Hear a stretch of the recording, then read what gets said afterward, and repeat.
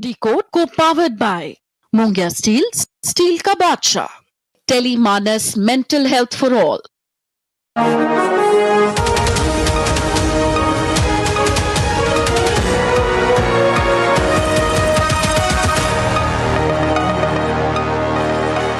नमस्कार, मैं हूं सुधीर चौधरी और डिकोड के संडे एडिशन में आपका बहुत बहुत स्वागत है। इस हफ्ते की सबसे बड़ी अंतर्राष्ट्रीय खबर यह है कि वर्ष 2025 की नोबेल शांति पुरस्कार विजेता वेनेजुएला की विपक्षी नेता मारिया कोरेना मचाडो ने अपना यह पुरस्कार अमेरिका के राष्ट्रपति डोनाल्ड ट्रंप को सौंप दिया है। और इस समय पूरी दुनिया में यह बहस चल रही है कि क्या कोई नोबेल पुरस्कार विजेता अपना पुरस्कार किसी और व्यक्ति को सौंप सकता है। बहुत सारे लोग अमेरिका के राष्ट्रपति का यह कहकर मजाक उड़ा रहे हैं कि उन्हें सेकंड हैंड नोबेल पुरस्कार मिला है।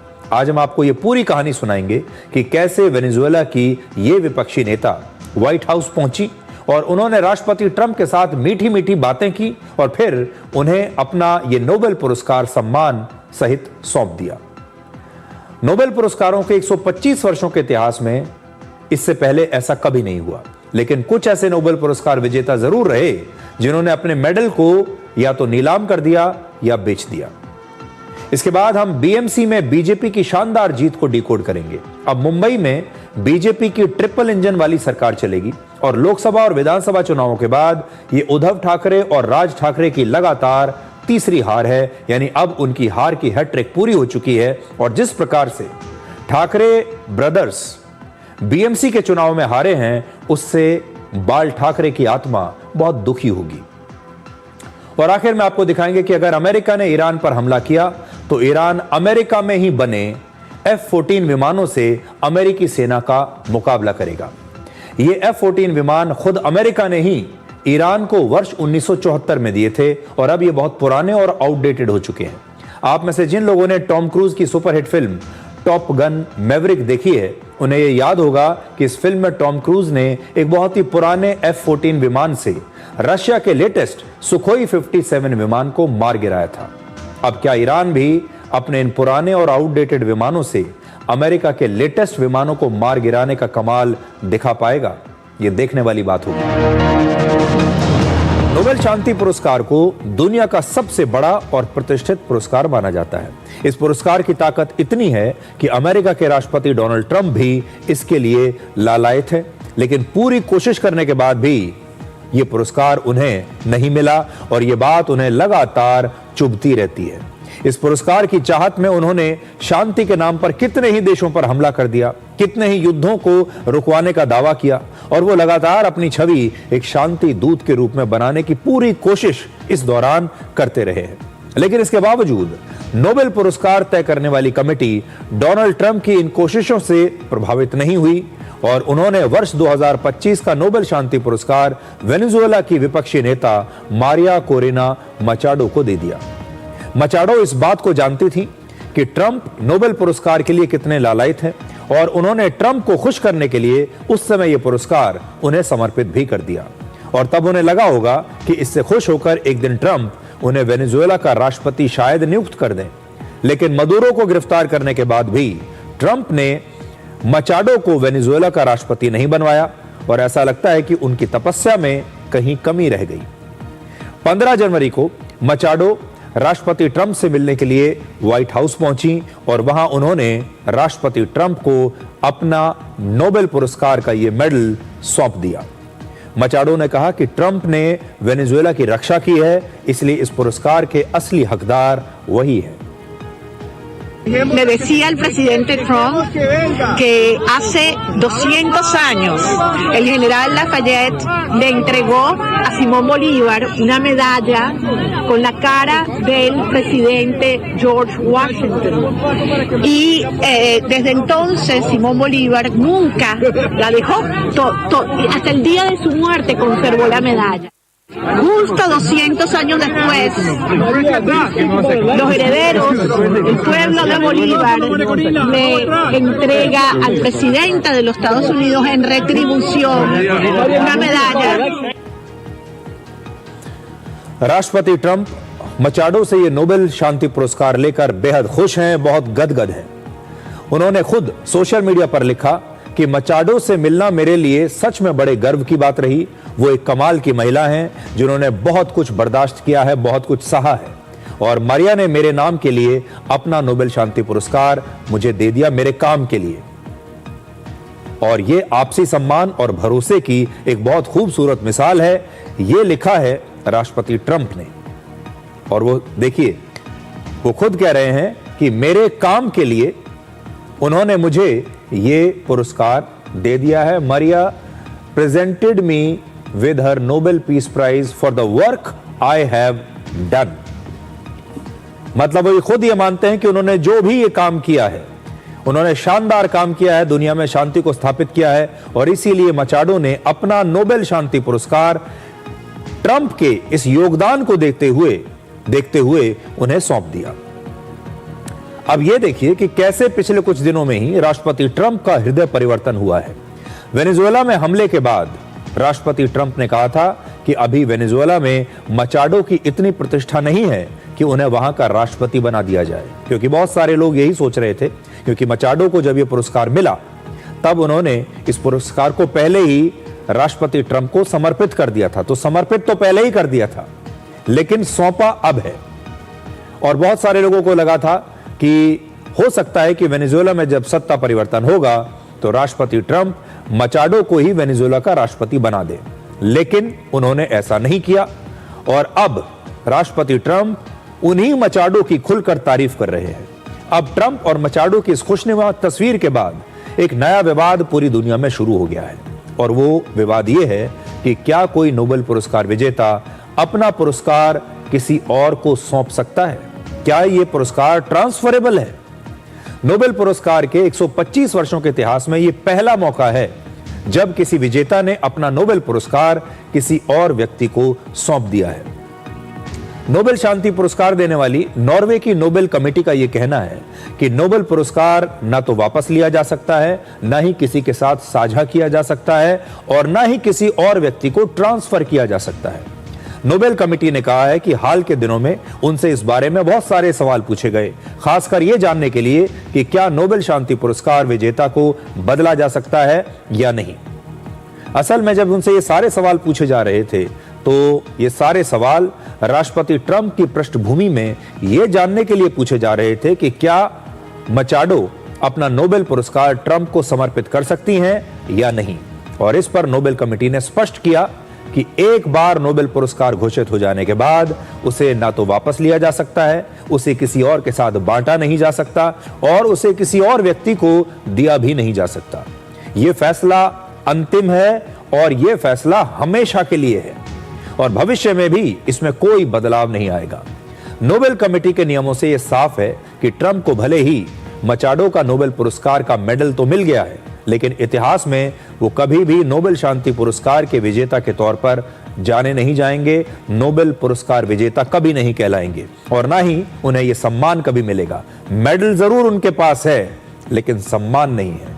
राष्ट्रपति ट्रंप से पहले अमेरिका के 4 राष्ट्रपतियों को नोबेल शांति पुरस्कार मिल चुका है, और आखिरी बार वर्ष 2009 में बराक ओबामा को इससे सम्मानित किया गया था। अब ट्रंप के पास इस पुरस्कार का मेडल तो है, लेकिन औपचारिक सम्मान उनके पास नहीं है। नोबेल पुरस्कारों के 125 वर्षों के इतिहास में एक बार भी ऐसा मौका नहीं आया जब किसी विजेता ने अपना पुरस्कार किसी दूसरे व्यक्ति को सौंपा हो या समर्पित किया हो। लेकिन कई ऐसे मौके जरूर आए जब नोबेल पुरस्कार विजेताओं ने अपने इस मेडल को या तो नीलाम कर दिया या फिर किसी कारण से बेच दिया।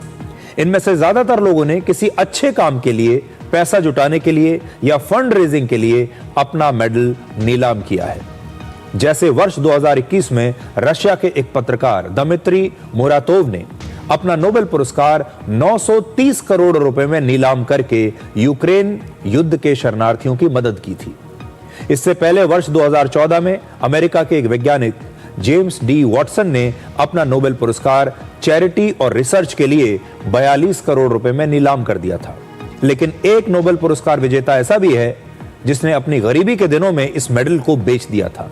वर्ष 2015 में एक अमेरिकी वैज्ञानिक लियोन लेडरमैन ने अपना मेडिकल बिल चुकाने के लिए, यानी अपने इलाज का बिल चुकाने के लिए नोबेल पुरस्कार बेच दिया था और इस पैसे का कुछ हिस्सा उन्होंने रिसर्च के लिए डोनेट भी कर दिया था।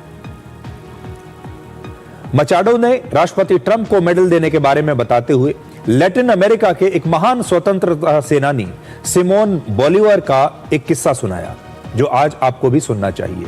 मचाडो ने कहा कि आज से 200 वर्ष पहले एक अमेरिकी जनरल ने सिमोन बोलिवर को एक मेडल दिया था और इस मेडल पर अमेरिका के पहले राष्ट्रपति जॉर्ज वॉशिंगटन की एक तस्वीर बनी हुई थी और सिमोन बोलिवर ने वो मेडल पूरी जिंदगी अपने पास रखा। ये वो समय था जब अमेरिका खुद भी कुछ वर्ष पहले ही ब्रिटेन से आजाद हुआ था। अब मचाडो ये कहती हैं कि ट्रंप को नोबेल पुरस्कार का मेडल देकर दक्षिण अमेरिका के लोग अमेरिका के उस पुराने एहसान को लौटा रहे हैं। अब ये तो एक किस्सा है, लेकिन इसके बारे में एक दूसरी कहानी हम आपको सुनाना चाहते हैं। हम आपको उसी सिमोन बोलिवर की कहानी सुनाते हैं जिनका जिक्र मचाडो ने किया है। सिमोन बोलिवर दक्षिण अमेरिका के एक देश कोलंबिया के पहले राष्ट्रपति थे। हालांकि तब इसे ग्रैंड कोलंबिया कहा जाता था। वर्ष 1931 में यह देश टूट गया और फिर कोलंबिया, वेनेजुएला, इक्वाडोर और पनामा जैसे देश इसमें से बने और सिमोन बोलिवर की गिनती दुनिया के सबसे बड़े साम्राज्यवाद विरोधी नेताओं में होती है। यानी ये वो नेता हैं जिन्होंने हमेशा साम्राज्यवाद का विरोध किया है। ऐसे तमाम देशों का विरोध किया है जो साम्राज्यवाद में विश्वास करते थे, जिन्होंने दूसरे देशों पर कब्जा किया है।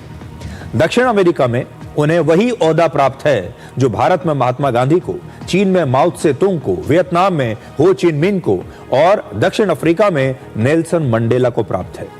19वीं सदी की शुरुआत में उन्होंने दक्षिण अमेरिका के एक या दो नहीं बल्कि 6 देशों को स्पेन के साम्राज्यवाद से आजादी दिलाई थी और ये देश पिछले 200 वर्षों से स्पेन के गुलाम थे, ठीक वैसे ही जैसे भारत अंग्रेजों का गुलाम था। और ये 6 देश जिन्हें आजादी दिलाई उन्होंने, सिमोन बोलिवर ने, वो हैं Venezuela, Colombia, Ecuador, Panama, Peru और बोलिविया। दक्षिण अमेरिका के कई देशों के नाम भी सिमोन बोलिवर के सम्मान में ही रखे गए। वेनेजुएला का जो पूरा नाम है वो है बोलिवेरियन रिपब्लिक ऑफ वेनेजुएला। इसके अलावा एक और देश बोलिविया का नाम भी सिमोन बोलिवर के नाम पर ही पड़ा है। वेनेजुएला की करेंसी का नाम है बोलिवार और बोलिविया की करेंसी का नाम भी बोलिवियानो है और ये नाम भी सिमोन बोलिवर के नाम पर ही रखे गए हैं। हमारे देश की राजधानी दिल्ली में भी उनके नाम पर एक सिमोन बोलिवर मार्ग है। हालांकि उनका एक सपना आज भी अधूरा है। बोलिवर चाहते थे कि दक्षिणी अमेरिका भी यूनाइटेड स्टेट्स ऑफ अमेरिका की तरह United states of south America बने। यह उनका सपना था। ये सारे जो देश हैं दक्षिण अमेरिका के, ये सारे एक साथ होकर संयुक्त बने, एक देश की तरह रहे, जैसे अमेरिका के इतने सारे राज्य यूनाइटेड स्टेट्स ऑफ अमेरिका कहलाते हैं। लेकिन दक्षिण अमेरिका कई अलग अलग देशों में बंट गया और वो एक नहीं रह पाया। और आज जब राष्ट्रपति ट्रंप ये कहते हैं कि दक्षिण अमेरिका के देशों पर पहला हक अमेरिका का है, तो परोक्ष रूप से वो उन देशों पर कब्जा करना चाहते हैं। ऐसे में अगर आज सिमोन बोलिवर जिंदा होते तो वो अमेरिका को एक साम्राज्यवादी ताकत मानकर शायद डोनाल्ड ट्रंप के खिलाफ लड़ रहे होते, क्योंकि उनकी नजर में अमेरिका भी एक साम्राज्यवादी देश ही होता। लेकिन आज देखिए, सिमोन बोलिवर के ही देश में उनके सिद्धांतों को मानने वाले लोग आज अमेरिका को नोबेल शांति पुरस्कार सौंप रहे हैं। तो आज सिमोन बोलिवर को कैसा लगता होगा, यह सोचने की बात है। तो सिद्धांत राजनीति में कैसे बदल जाते हैं। वक्त जैसे बदलता है, युग जैसे बदलते हैं, सिद्धांत भी बदल जाते हैं। लोगों के अपने जो नायक होते हैं वो भी बदल जाते हैं, विचारधाराएं भी बदल जाती हैं और यहां पर भी यही होते हुए दिख रहा है। क्या आप कल्पना कर सकते हैं कि अमेरिका ईरान पर हमला करे और ईरान इस हमले का जवाब अमेरिका में ही बने फाइटर जेट से दे? यह बड़ी दिलचस्प स्थिति होगी। अब आपको इसी दिलचस्प कहानी के बारे में बताते हैं। वर्ष 2022 में एक बड़ी मशहूर फिल्म आई थी, उसका नाम था टॉप गन मैवरिक। आपको याद होगा, टॉम क्रूज की फिल्म थी और इस फिल्म में आसमान में फाइटर जेट्स की जबरदस्त लड़ाई दिखाई गई थी, जिसे आप डॉग फाइट कहते हैं। फाइटर जेट्स की डॉग फाइट देखने को मिली थी और शायद आपने ये फिल्म देखी भी होगी। इसमें टॉम क्रूज ने 1970 के दशक में बने एक पुराने धुराने अमेरिकी फाइटर जेट से रशिया के सबसे आधुनिक लड़ाकू विमान सुखोई 57 को मार गिराया था। जब यह डॉग फाइट हुई तो अमेरिका का वो पुराना आउटडेटेड फाइटर जेट जिसका नाम है F-14 टॉम कैट, वो रशिया के लेटेस्ट जेट फाइटर जेट से जीत गया था। और इस फिल्म में ये जो टॉम कैट है, F-14 टॉम कैट, ये जो फाइटर जेट है, इस फाइटर जेट ने और इसके पायलट हैं टॉम क्रूज और विमान है F-14, और इन दोनों ने अपनी क्षमताओं से कहीं ज्यादा बेहतर प्रदर्शन किया था इस फिल्म में। लेकिन सच्चाई यह है कि आज ये फाइटर जेट बहुत आउटडेटेड और पुराना हो चुका है। आज की तारीख में दुनिया में सिर्फ एक ही देश है जो इस फाइटर जेट का इस्तेमाल करता है और उस देश का नाम है ईरान। ईरान के अलावा F-14 अब किसी देश के पास नहीं है।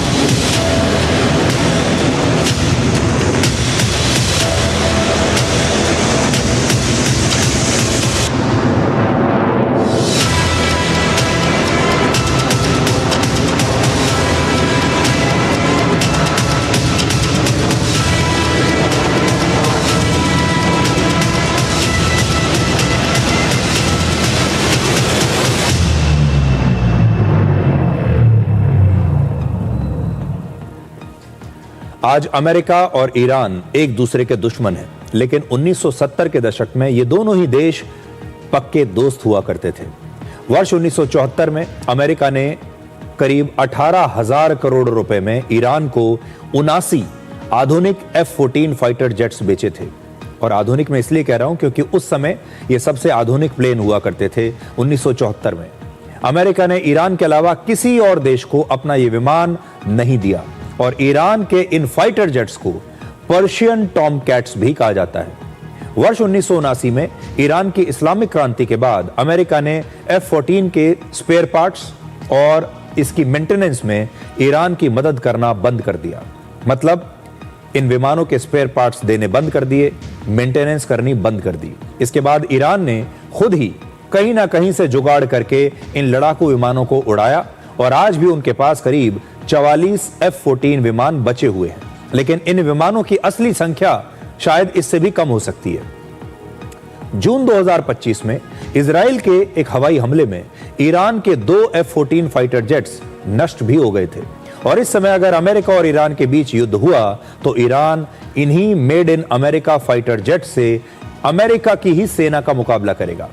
अमेरिका ने खुद लगभग 20 साल पहले यानी वर्ष 2006 में ही इन F-14 फाइटर जेट्स को अपनी सेना से रिटायर कर दिया था क्योंकि इतने पुराने हो चुके हैं। अमेरिका ने अपने ज्यादातर F-14 विमानों को नष्ट भी कर दिया था ताकि उनके स्पेयर पार्ट्स कहीं ईरान तक ना पहुंच जाए और कहीं ईरान इनके स्पेयर पार्ट्स को अपने विमानों में लगाकर उन्हें उड़ाना ना शुरू कर दे। इसलिए उन्होंने अपने जो विमान थे वो भी नष्ट कर दिए। F-14 अपने जमाने में दुनिया के सबसे शक्तिशाली और तेज रफ्तार वाले लड़ाकू विमानों में से एक था और इस विमान की रफ्तार करीब 2500 किलोमीटर प्रति घंटा है।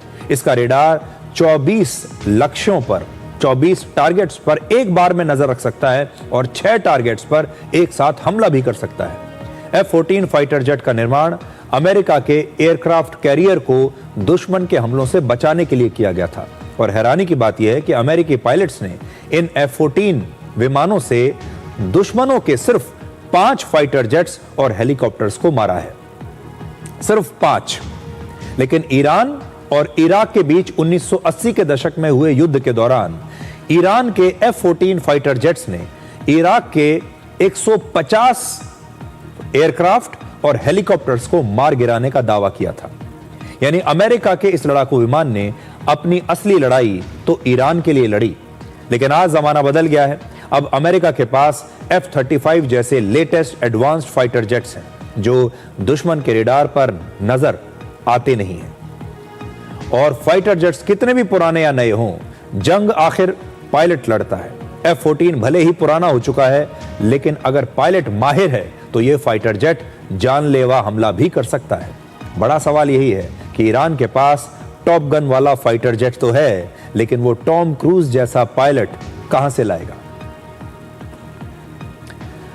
अब आपको बदलते युग में बदलती डिप्लोमेसी की तस्वीर दिखाते हैं।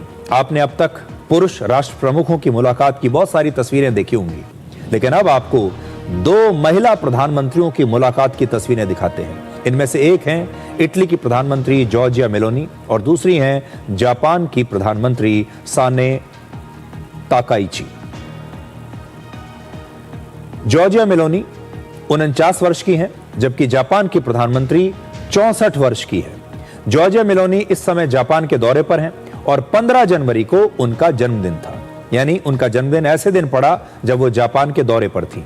और आज जापान की प्रधानमंत्री ने उनका जन्मदिन बड़े ही शानदार अंदाज में सेलिब्रेट किया है।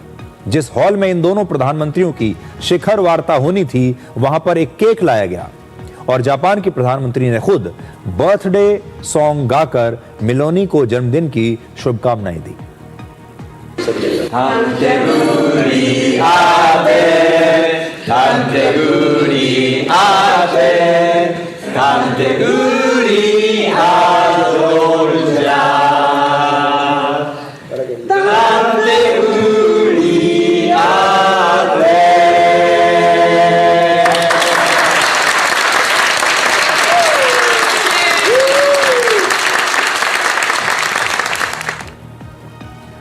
तो इटली की प्रधानमंत्री मेलोनी का ये जो जन्मदिन है, ये बड़ा यादगार जन्मदिन उनके लिए रहा होगा। और इस तस्वीरों में 2 बातें बड़ी स्पष्ट हैं। पहला, अब समय बदल रहा है और डिप्लोमेसी इनफॉर्मल यानी अनौपचारिक हो रही है। आजकल के नेता और राष्ट्राध्यक्ष एक साथ मिलकर अपना बर्थडे केक भी काटते हैं, गाड़ी में एक ही गाड़ी में बैठकर एक साथ बातचीत करते हैं, एक साथ सफर करते हैं, कभी कभी रिजॉर्ट्स में जाकर दोस्तों की तरह मीटिंग्स करते हैं, मुलाकातें करते हैं और कई बार सी बीच पर भी घूमने के लिए जाते हैं और एक दूसरे से वहीं पर बातें कर लेते हैं। यानी जो डिप्लोमेसी के तो तौर तरीके हैं, अंतर्राष्ट्रीय कूटनीति के जो तौर तरीके हैं, वो अब धीरे धीरे इनफॉर्मल हो रहे हैं, अनौपचारिक हो रहे हैं। और ये लोग अब ऐसे मिलते हैं जैसे ये दोस्तों के साथ मिलते हैं। और दूसरी बात यह है कि अंतर्राष्ट्रीय राजनीति में जहां पहले सिर्फ पुरुषों का ही वर्चस्व माना जाता था, वहां अब महिलाएं भी अपना स्थान बना रही हैं। ताकाइची अक्टूबर 2025 में जापान की पहली महिला प्रधानमंत्री चुनी गई, जबकि जॉर्जिया मेलोनी अक्टूबर 2022 से इटली की प्रधानमंत्री हैं। यानी दुनिया के 2 महत्वपूर्ण और बड़े देशों की प्रधानमंत्री इस समय महिला हैं। संयुक्त राष्ट्र के मुताबिक पूरी दुनिया में वैसे तो 193 देश हैं, लेकिन इनमें से सिर्फ 29 देशों में महिला राष्ट्र प्रमुख हैं। यानी दुनिया भर की राजनीति इस समय भी पुरुष प्रधान राजनीति ही मानी जाएगी। बहुत सारी चीजें बदल रही हैं, लेकिन अभी भी बहुत बदलाव की आवश्यकता है। आज भी अगर आप देखेंगे पुरुषों की आज भी जो अंतर्राष्ट्रीय राजनीति है, वो अब भी पुरुष प्रधान ही है। भारत में वर्ष 1966 में ही पहली बार एक महिला प्रधानमंत्री बनी थी, जब इंदिरा गांधी को प्रधानमंत्री बनाया गया, और इस समय भी भारत की जो राष्ट्रपति हैं वो एक महिला है। तो भारत इस मामले में काफी प्रोग्रेसिव रहा है, बाकी दुनिया से काफी आगे रहा है। अब एक और तस्वीर देखिए डिप्लोमेसी की। अब डिप्लोमेसी जो है वो सिर्फ बोर्ड रूम या कॉन्फ्रेंस रूम में नहीं होती।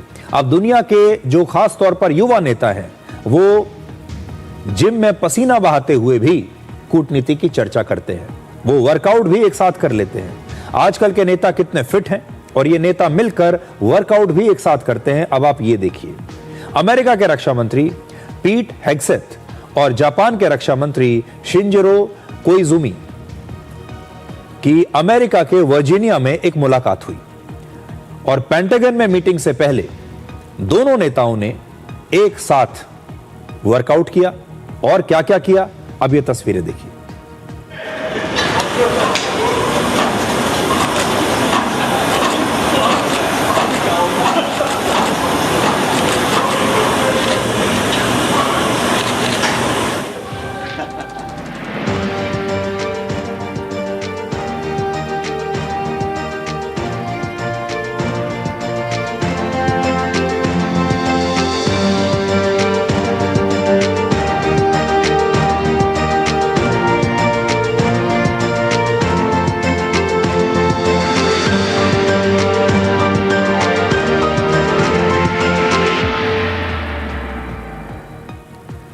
इस वर्कआउट के बाद जापान के रक्षा मंत्री ने सोशल मीडिया पर लिखा कि American military style training was very tough, यानी अमेरिका की मिलिट्री स्टाइल की जो ट्रेनिंग थी ये बड़ी कठिन थी।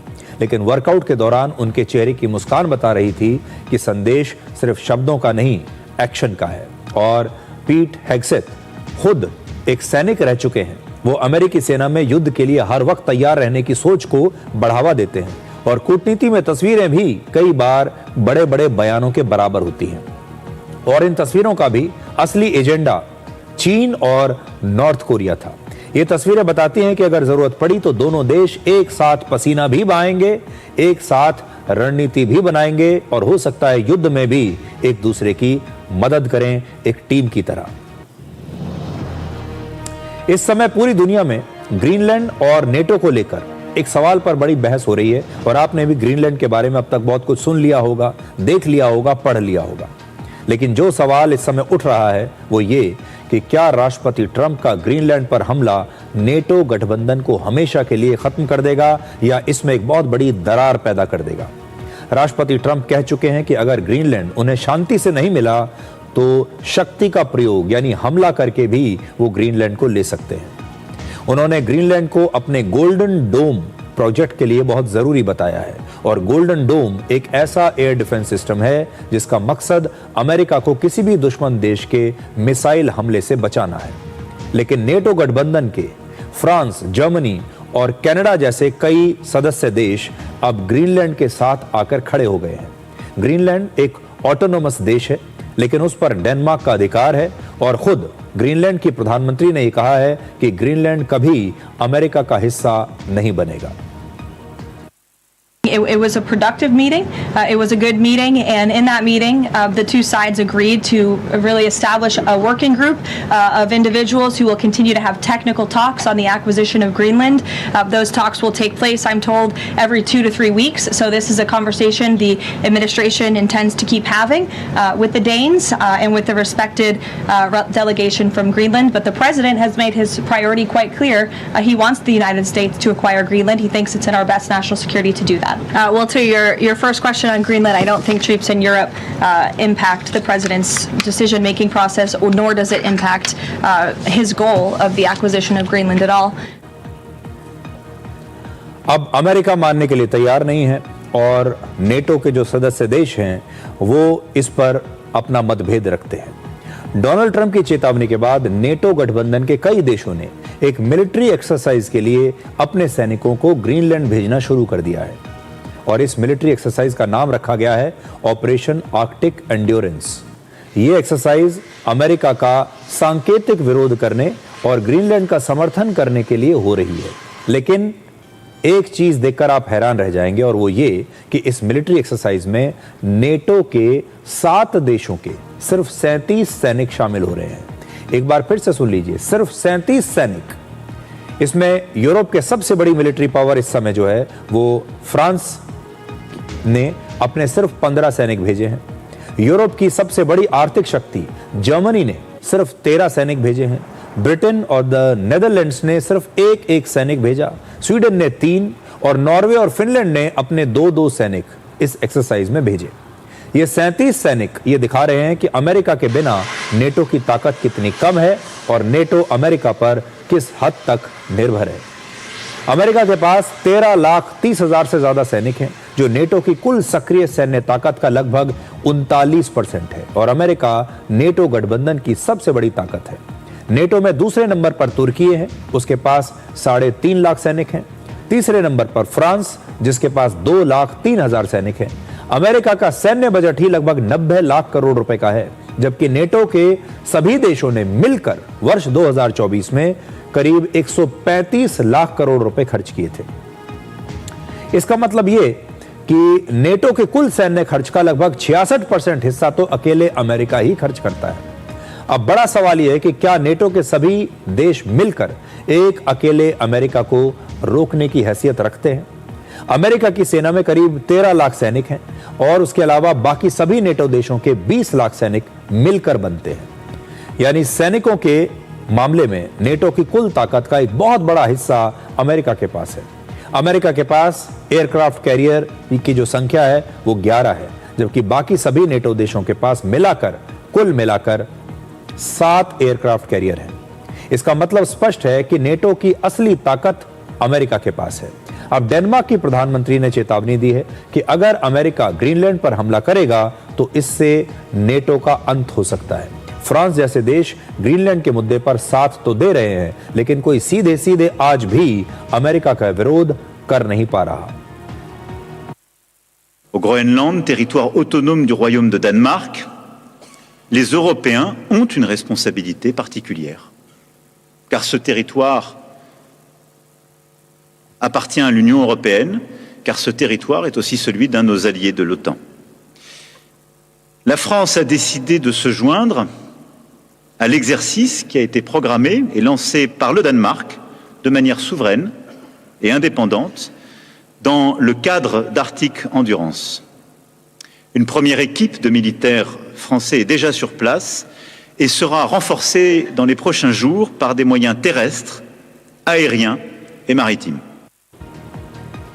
नेटो में 32 सदस्य हैं और वर्ष 1949 में इसकी स्थापना करने वाले 12 सदस्यों में अमेरिका और डेनमार्क दोनों ही शामिल थे, यानी दोनों फाउंडिंग मेंबर्स हैं।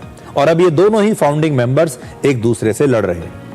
नेटो का सबसे बड़ा सिद्धांत है कि इसके किसी सदस्य देश पर अगर कोई बाहरी देश हमला करता है तो इसे सभी देशों पर हमला माना जाएगा और ये सारे देश मिलकर उस हमले का जवाब देंगे। अब मुश्किल यह है कि अगर अमेरिका डेनमार्क के अधिकार वाले ग्रीनलैंड पर हमला करता है तो नेटो किसका साथ देगा? यानी अगर नेटो के 2 सदस्य देश ही एक दूसरे पर हमला कर देते हैं तब नेटो क्या करेगा? एक बड़ा सवाल यह भी है कि क्या अमेरिका को ग्रीनलैंड पर कब्जा करने की ऐसी क्या जरूरत आ पड़ी है? तो वर्ष 1951 में अमेरिका और डेनमार्क के बीच एक समझौता हुआ था। इसमें अमेरिका को ग्रीनलैंड में अपना एक मिलिट्री बेस बनाने, सैनिक तैनात करने और ऑपरेशन चलाने की इजाजत है।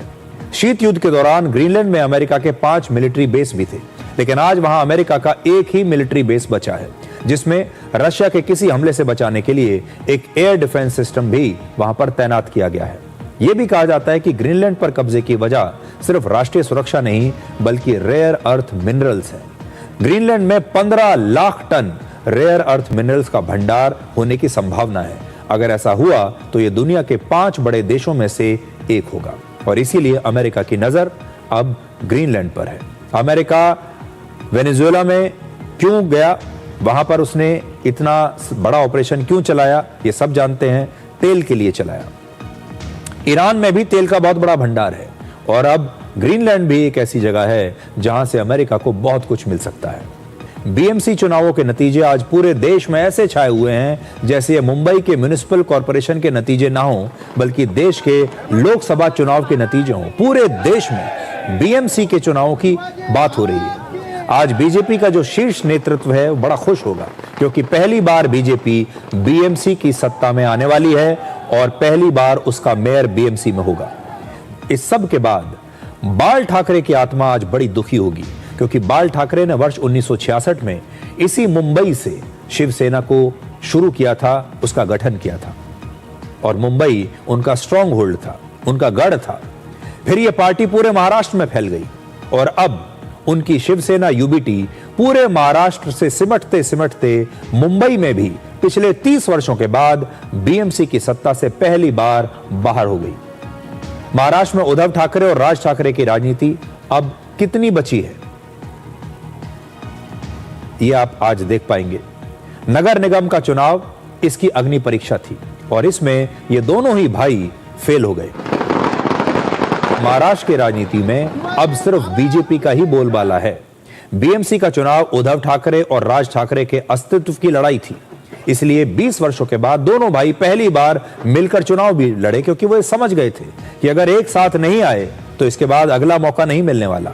ये उनका आखिरी मौका था, ये उनके लिए आखिरी रास्ता था।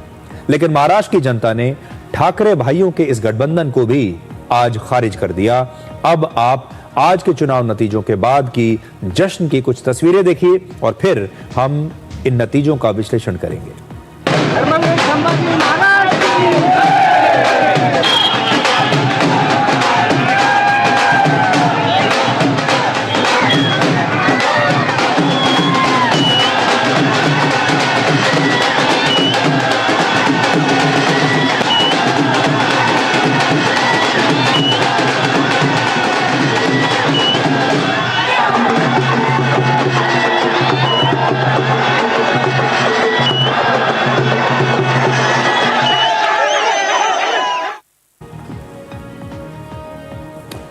बीएमसी की इतनी चर्चा क्यों है? बीएमसी को इतना बड़ा क्यों माना जाता है कि पूरे देश में इसके चुनाव की चर्चा होती है?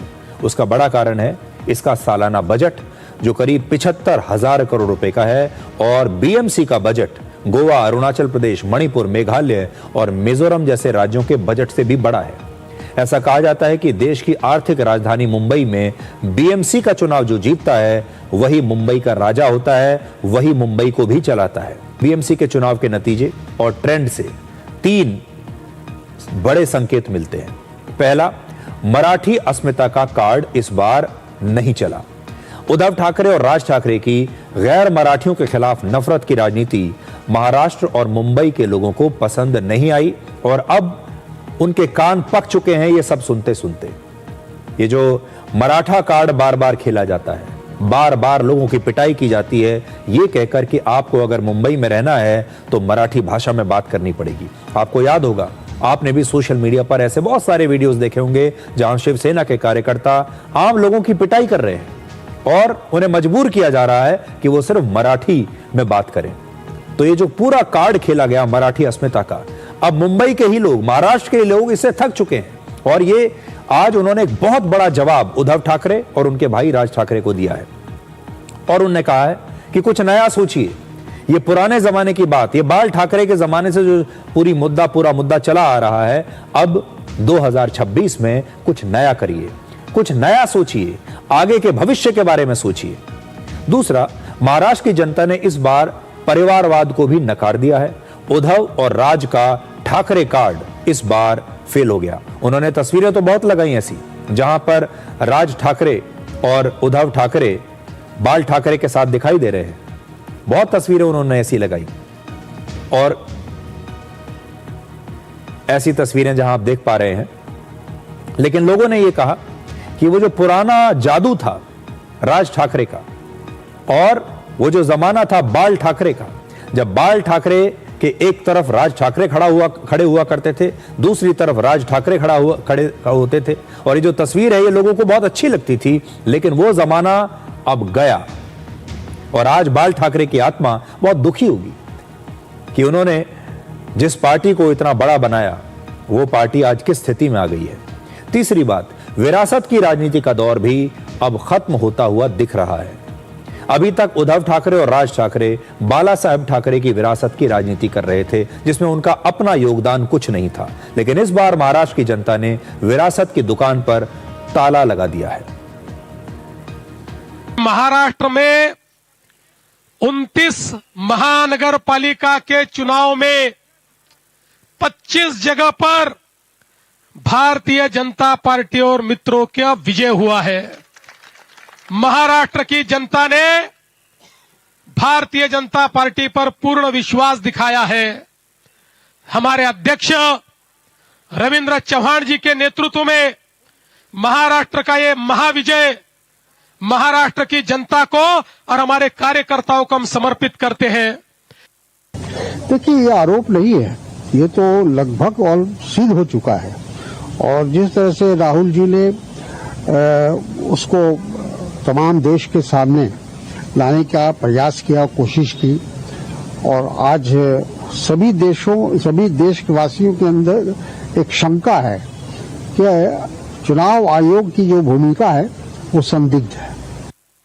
निश्चित रूप से देश के भविष्य के लिए एक बहुत शुभ संकेत है, सकारात्मक संकेत है, और इसके साथ साथ नकारात्मक राजनीति करने वालों को महाराष्ट्र की जनता ने एक करारा जवाब दिया है। ये लोग, इस चुनाव का एक और निष्कर्ष है कि मैं विपक्ष से पूछना चाहता हूं कि इंडी गठबंधन का अस्तित्व अब है या नहीं है। केरल में कम्युनिस्ट पार्टी और कांग्रेस अलग अलग लड़े, महाराष्ट्र नगर निगम में उद्धव बाला साहब ठाकरे, शिवसेना, उबाटा और कांग्रेस अलग हो गए, और बंगाल के आने वाले चुनावों में कोई संभावना नहीं दिख रही है कि तृणमूल कांग्रेस और कांग्रेस मिलकर लड़ेंगे। अर्थात इंडी गठबंधन का किला बिल्कुल तार तार होता नजर आ रहा है। अब देखिए, बीजेपी के लिए मुंबई में अब ट्रिपल इंजन की सरकार होगी, यानी मुंबई वालों को अब सिंगल इंजन नहीं, डबल इंजन नहीं, बल्कि ट्रिपल इंजन की बीजेपी की सरकार मिलेगी, क्योंकि अब हर स्तर पर बीजेपी ऊपर है। आप देखिए लोकसभा, उसके बाद विधानसभा और उसके बाद अब म्युनिसिपैलिटी। इसीलिए हम कह रहे हैं कि अब मुंबई में ट्रिपल इंजन की सरकार होगी बीजेपी की, जबकि ठाकरे भाइयों के लिए ये हार की हैट्रिक है। पहले वो लोकसभा का चुनाव हारे, फिर विधानसभा का चुनाव हारे और अब नगर निगम के चुनाव में दोनों भाइयों की हार ने यह साबित कर दिया है कि महाराष्ट्र की राजनीति में ठाकरे भाइयों के लिए अब कोई खास जगह बची ही नहीं है। तो लोकसभा सबसे ऊपर, फिर विधानसभा, और जो बीएमसी की जो राजनीति होती है, यानी जो सबसे निचले स्तर की जो राजनीति होती है, जैसे आप कह सकते हैं कि ये असल में जमीन की राजनीति है, गली गली मोहल्ले की राजनीति है।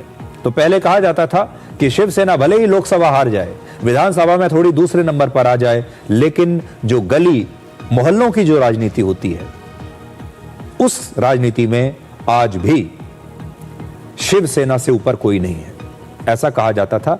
उद्धव ठाकरे उसे अपना एक स्ट्रॉन्ग होल्ड मानते थे। लेकिन पहली बार ऐसा हुआ है जो सबसे निचले स्तर की जो राजनीति होती है, जो वाकई महाराष्ट्र के और मुंबई के जो लोकल इश्यूज से जुड़ी हुई जो राजनीति होती है, उसमें भी शिवसेना बाहर हो गई। कांग्रेस और एनसीपी जैसे विपक्षी नेताओं के लिए भी नगर निगम का चुनाव एक बड़ा सबक है, क्योंकि महाराष्ट्र की ये विपक्षी पार्टियां भी लोकसभा और विधानसभा चुनाव पहले ही हार चुकी हैं और अब नगर निगम के चुनाव में भी ये पार्टियां हार रही हैं। इस बार कांग्रेस का जो प्रदर्शन है वो भी काफी खराब है। अब बहुत सारे लोग असल में बीएमसी में हार के लिए भी राहुल गांधी को ही जिम्मेदार ठहराएंगे, लेकिन आज राहुल गांधी के लिए हम ये कहना चाहते हैं कि सीधे तौर पर ये राहुल गांधी की जिम्मेदारी तो नहीं बनती, उन्हें इसका जिम्मेदार नहीं ठहराया जा सकता, क्योंकि नगर निगम का जो चुनाव है वो स्थानीय मुद्दों और स्थानीय नेताओं के दम पर लड़ा जाता है और कांग्रेस के पास अब ना तो राज्य स्तर के नेता बचे हैं और ना ही स्थानीय नेता बचे हैं। कांग्रेस के पास स्थानीय स्तर पर कोई ऐसा नेता था ही नहीं इन चुनावों में जो पार्टी को यहां पर जिता सके।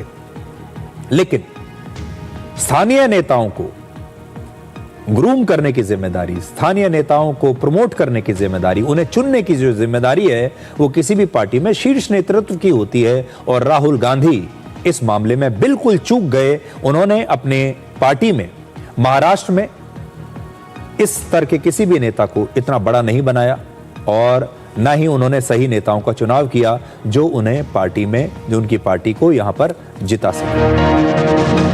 अब एक छोटा सा ब्रेक और ब्रेक के बाद कुछ और खबरों को हम आपके लिए डिकोड करेंगे।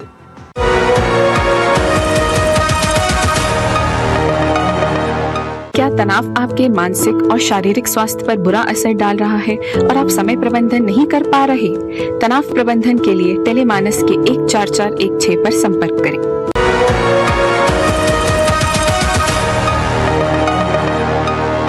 सोशल मीडिया पर एक बड़ा इंटरेस्टिंग ट्रेंड चल रहा है। सोशल मीडिया पर आज रसमलाई ट्रेंड कर रही है, क्योंकि बीएमसी चुनाव प्रचार के दौरान राज ठाकरे ने तमिलनाडु में बीजेपी के नेता अन्नामलाई को रसमलाई कहकर उनका मजाक उड़ाया था। उनकी वो बात एक बार फिर से आज मैं दोहरा रहा हूं, देखिए। काल परवाकडे कोणतरी एक तामिळनाडू मधून रसमलाई आली होती।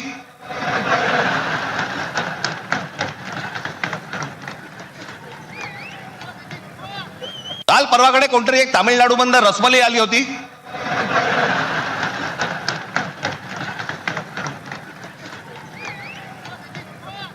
काल परवाकडे कोणतरी एक तामिळनाडू मधून रसमलाई आली होती।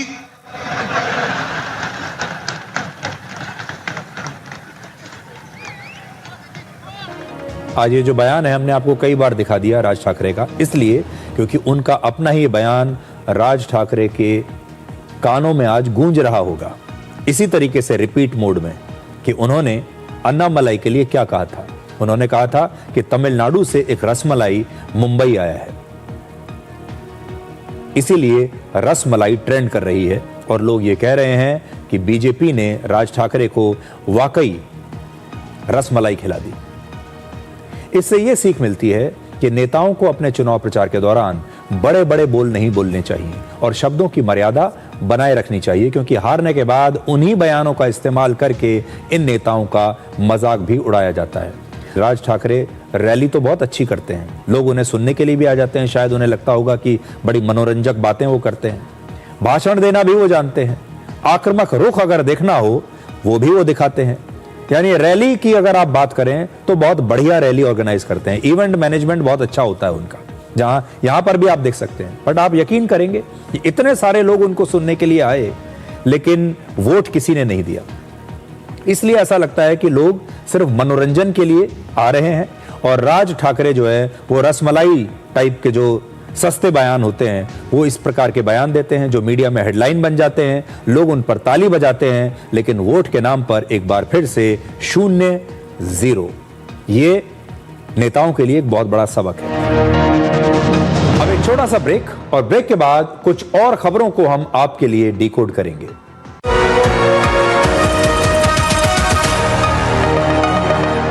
क्या आप परेशानियों से घिरे हैं? मन भारी है और कोई रास्ता नजर नहीं आ रहा? याद रखें, समाधान आपके पास है। टेलीमानस के निःशुल्क नंबर 14416 पर कॉल करें। कहीं से भी, कभी भी, 24 घंटे यह सुविधा उपलब्ध है। यहाँ आपकी बात सुनी जाती है, समझी जाती है और आपको सही दिशा दी जाती है। आप अकेले नहीं हैं, मदद बस एक कॉल दूर है।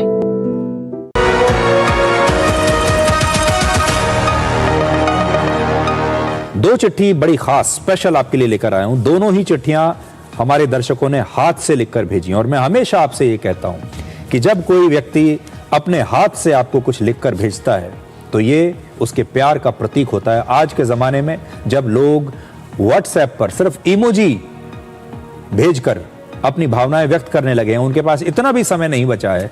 ऐसे समय में अगर लोग इतनी लंबी लंबी चिट्ठियां अगर भेजते हैं तो इससे आप समझिए कि ये देखिए कि दर्शक डिकोड को कितना प्यार करते हैं। और जब से हमने डिकोड की डाक शुरू की है तब से सैकड़ों नहीं हजारों की संख्या में हमारे दर्शकों ने हमें मेल्स लिखे हैं, अपनी चिट्ठियां लिखी हैं, अपनी राय हमें लिखते हैं हमारे दर्शक, हमारी समस्याएं जो हैं अपनी समस्याएं हमारे साथ शेयर करते हैं। और बहुत सारे दर्शक तो बहुत क्रिएटिव हैं, वो कविताएं लिखकर भी हमें भेजते हैं।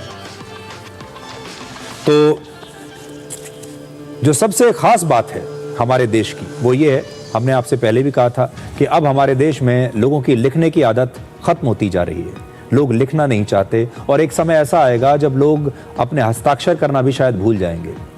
और ये बहुत ज़रूरी है कि कागज़ और पेन के साथ, कागज़ और कलम के साथ आपका ये संबंध बना रहे। हमारी कोशिश होती है और हम हमेशा अपने दर्शकों से कहते हैं कि कागज़ पर ज़रूर कुछ ना कुछ लिखते रहिए। अपनी भावनाएं आप कागज़ और पेन के ज़रिए लिखकर हमें भेजिए, और मुझे खुशी है कि बहुत बड़ी संख्या में दर्शक जो हैं वो ऐसा करते हैं। आज मैं पहले आपको एक चिट्ठी दिखाना चाहता हूं। ये चिट्ठी है ज्योत्सना त्रिपाठी की, और ये बलरामपुर उत्तर प्रदेश से उन्होंने ये चिट्ठी लिखी है। देखिए, पहले मैं आपको दिखा देता हूं। ये चिट्ठी है, हाथ से लिखकर उन्होंने बड़ी खूबसूरत हैंडराइटिंग में चिट्ठी लिखी है, और वो ये कह रही हैं कि आप खबरों को इतने विस्तार से बताते हैं कि गांव का बेहद सरल आदमी भी वैश्विक घटनाओं को ठीक से समझ सके, और यही कारण है कि हम आपको इतना उसे सरल भाषा में आपको समझाते हैं।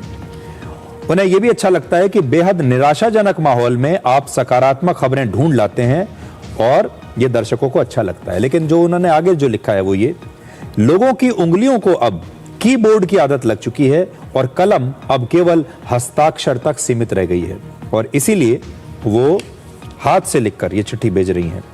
और फिर वो कहती हैं कि देश के लोगों के लिए इस वर्ष मैंने एक कविता लिखी है, आशा है अपने कार्यक्रम में आप इस कविता को शामिल करेंगे। और अब मैं आपकी स्क्रीन पर भी उनकी लिखी हुई कविता शेयर कर रहा हूं जो उन्होंने लिखी है, और ये उन्होंने गणतंत्र दिवस पर विशेष लिखी है।